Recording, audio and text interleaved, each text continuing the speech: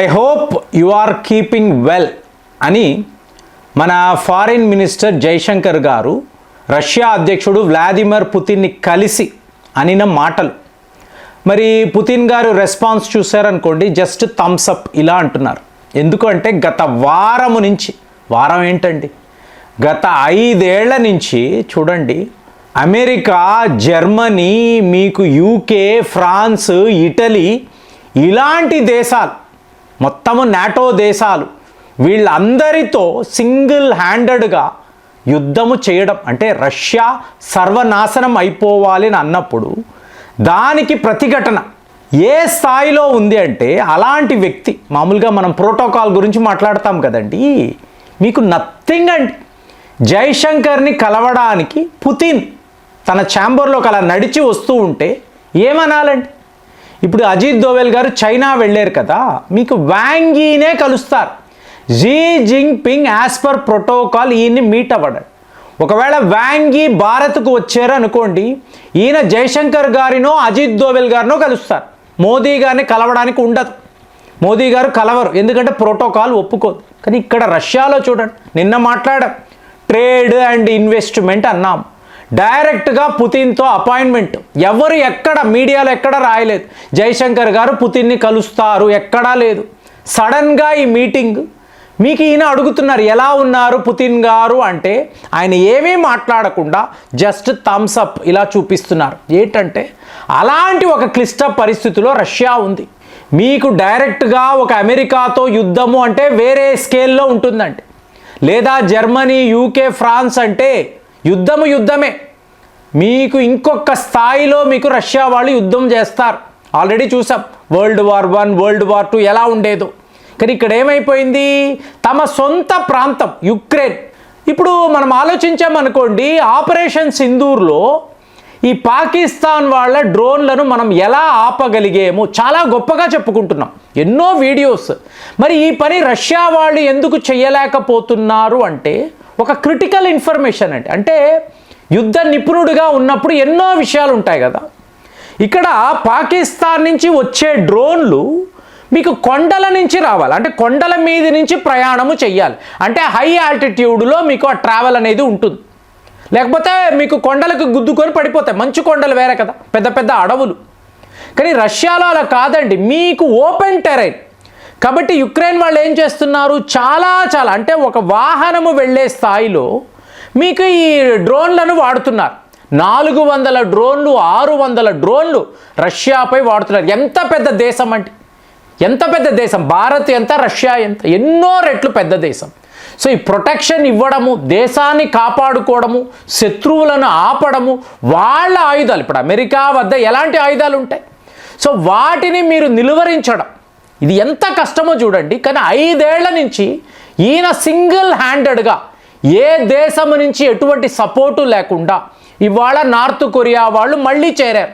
So వాళ్ళ సైనికులు అనండి, అలాగే వాళ్ళ వద్ద ఉండే డ్రోన్లు, డ్రోన్ ఆపరేటర్స్, మీకు అలాగే మిసైల్ సిస్టమ్స్, వీటిని ఇవాళ వీళ్ళు రష్యాకు పంపిస్తున్నారు.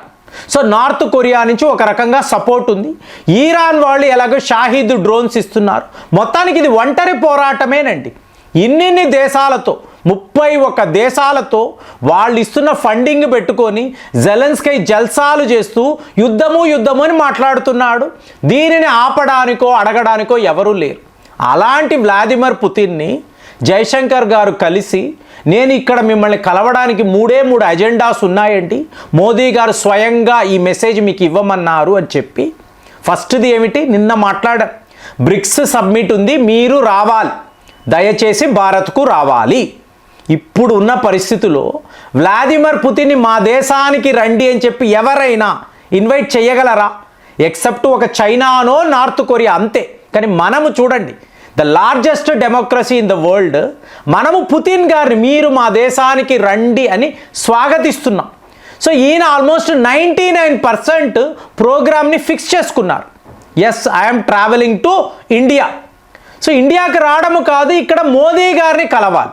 కలిసినప్పుడు ఏమవుతుంది, కీలకమైన నిర్ణయాలు అనేది అన్ఫోల్డ్ అవుతుంది మన ముందరే. ఇక రెండవది చూసారనుకోండి, షాంఘాయ్ కోఆపరేషన్ ఆర్గనైజేషన్ కిర్గిస్థాన్లో జరుగుతుంది. సో దీనికి మీరు రావాలి అంటే ఇది second meeting. So second time మనం కలవాలి, మోదీ గారిని మీరు కలవాలి అని ఆయన కోరుకుంటున్నారు. ఓపెన్గా చెప్తున్నారు, ఇంటర్నేషనల్ మీడియా ముందు చెప్తున్నారు జయశంకర్ గారు. ఇక మూడవ విషయం, భారత్కు రష్యా మధ్య యాన్యువల్ మీటింగ్ ఉంటుందండి.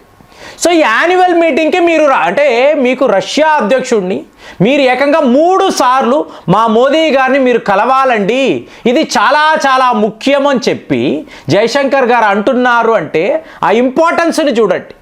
అంటే రష్యాకు మనం ఇస్తున్న విలువను మీరు గమనించాలి.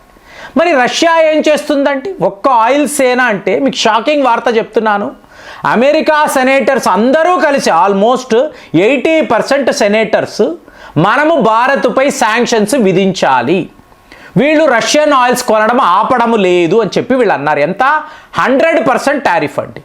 మీకు షాకింగ్ వార్త ఏంటో చెప్పమంటారా? చాలామంది మిత్రులు చెప్తున్నారు మనం భయపడిపోయామండి, సో అమెరికా వాడు చెప్తున్న వెనిజులా ఆయిలే మనం కొనబోతున్నాము, సో మనం లొంగిపోయాం. ఇలాంటి ప్రచారాలు అంటే నిజాలు తెలుసుకోకుండా మాట్లాడేవాళ్ళు. జూలై నెల 2026 25 లక్షల బ్యారెల్స్ పర్ డే. మీరు నమ్ముతారా? ఇది రికార్డ్ అండి. ఇంతవరకు భారత్ రష్యా చరిత్రలో 2.5 మిలియన్ బ్యారెల్స్ పర్ డే ఎప్పుడు మనం చెయ్యలేదు. ఏంటి వాడు శాంక్షన్స్ అని అంటున్నాడు. మనం ఒకటేనండి, నువ్వు నాతో వచ్చి మాట్లాడు, డిస్కస్ చేయి, మీటింగ్స్లో కూర్చో, అంతేగాని నన్ను బెదిరించాలని చూసావు అనుకో నిన్ను ఏం చెయ్యాలో చేస్తాము. ఇదే భారత్ న్యూ ఇండియా వైఖరి ఇదే. కాబట్టి మనం ఏంటి హైయెస్ట్ లెవెల్లో రష్యా వద్ద ఆయిల్స్ కొంటున్నాం. అమెరికా వాడికి చెప్తున్నాం నువ్వు ఇలాంటి శాంక్షన్స్ ఇవన్నీ మాతో మాట్లాడకరా, అయిపోయింది నీ సీన్ అయిపోయింది. ఇవాళ మేము చెప్పినట్టు వింటే నీతో ట్రేడ్ ఒప్పందం లేదా దిక్కున్న చోట చెప్పుకో. మాకు రష్యా ఆప్త మిత్రుడు, వాళ్ళ వద్ద మేము ఆయిల్స్ కొంటాము. ఇప్పుడు పుతిన్ గారు మాట్లాడుతున్నారు, జయశంకర్ గారికి చెప్తున్నారు. ఆయన ఏం చెప్తున్నారు మీరు యూట్యూబ్లో చూడొచ్చు వీడియోస్ కూడా. భారత్ రైతులను కాపాడే బాధ్యత మాది. వాడేమంటాడు, మనుషులే తినని మొక్కజొన్న నేను అమ్ముతాను, నువ్వు సూపర్ మార్కెట్స్లో నువ్వు అక్కడ పెట్టు, ప్లేస్మెంట్ ఇవ్వు, అక్కడ వాళ్ళకి అమ్ము. అంటే సూపర్ మార్కెట్స్లో మీకు ఆవులు మేకలు వచ్చి తింటాయా అండి? మనుషులే కదా తింటారు. సో ఇలాగా అంటే ఎప్పుడో 60లో ఉన్న అమెరికాను తలుచుకొని ఇవాళ మాట్లాడితే ఎవడు వింటాడండి? ఈయనేమంటాడు పుతిన్ గారు, ఈ ఫర్టిలైజర్స్ అనేవి చాలా చాలా క్రిటికల్గా మారిపోతుంది. జేపీ మార్గాన్ కూడా ఇదే అంటున్నారు. 2027 వచ్చే నాటికి మీకు ఈ స్ట్రైట్ ఆఫ్ హార్మోస్ ఇరాన్ వద్ద జరిగిన ఇంపాక్ట్, ఈ యుద్ధం యొక్క ఇంపాక్ట్ ఎలా ఉంటుంది అంటే మీకు ఫర్టిలైజర్స్ అనేవే దొరకవు. అంటే యూరియా ఎక్స్పోర్ట్స్ అనేవి పెద్ద లెవెల్లో మేజర్ క్రైసిస్లో ఉన్నప్పుడు ఎవరు ఏం చేయగలరు అంటే భారత్ లాంటి మీకు రైతు ఆధారిత మీకు దేశము కదండి. సో ఇప్పుడు వీళ్లకు ఫర్టిలైజర్స్ దొరకలేదు, యూరియా దొరకలేదు అనుకోండి, ఎంత టఫెస్ట్ సిచ్యువేషన్. సో 2027లో ఇదే ప్రిడిక్షన్. అలాంటిది పుతిన్ గారు చెప్తున్నారు మీ రైతులకు ఏ స్థాయిలో ఫర్టిలైజర్స్ కావాలో మేము సప్లై చేస్తాము. అలాగే న్యూక్లియర్ రియాక్టర్స్ కూడాన్గుళం, సో ఈ కూడాన్గుళం నుంచి మనము చిన్నపాటి లో capacity units, nuclear capacity units పెట్టామో అనుకోండి, మీరు గ్రామాలకు పవర్ సప్లై ఇవ్వచ్చు కదా. సో ఇది ఆల్రెడీ మేము మేజర్గా డిస్కస్ చేస్తున్నాం. ఎక్కడికి అక్కడ కల్పాకం అనండి, కూడాన్గుళం అనండి, ఇక్కడ లో కెపాసిటీ రియాక్టర్స్ని పెట్టి మనం పవర్ సప్లై అనేది చేద్దాము. సో ఒక్కసారి మీరు ఇది ఒప్పుకుంటే మా టెక్నీషియన్స్ భారత్ వస్తారు, మీకు ఎక్కడెక్కడ ఎలక్ట్రిసిటీ కావాలో పవర్ కావాలో చెప్తే ఆ ఏర్పాట్లంతా మేము చెయ్యగలము. భారత్లో మీకు కరెంటు బిల్ ఎంతో చూడండి, రష్యాలో కరెంటు బిల్ ఎంతో ఉంటుందో ఒక్కసారి కంపేర్ చేస్తే వ్లాదిమిర్ పుతిన్ గారు ఏం మాట్లాడుతున్నారు క్లియర్గా అర్థమవుతుంది. సో ఇది ఒక ఆయిలో ఫర్టిలైజర్సో కాదు, న్యూక్లియర్ పవర్లో కూడా మేము ఎప్పుడు కూడా మీకు తోడుగా ఉంటాము, హెల్ప్ చేయడానికి ఉంటామని ఒక అతిపెద్ద ప్రపోజల్ని వ్లాదిమిర్ పుతిన్ పెట్టినప్పుడు ఇదంతా భారత్తో ఉండే ఫ్రెండ్షిప్, భారత్తో వాళ్ళకున్న అవసరం ఇదంతా మనకు తెలియజేస్తుంది. మరి మన వైఖరి ఎలా ఉండాలి మీరేం ఆలోచిస్తున్నారు కామెంట్స్లో రాయండి. మళ్ళీ వచ్చే వీడియోలో కలుద్దాం. జై హింద్.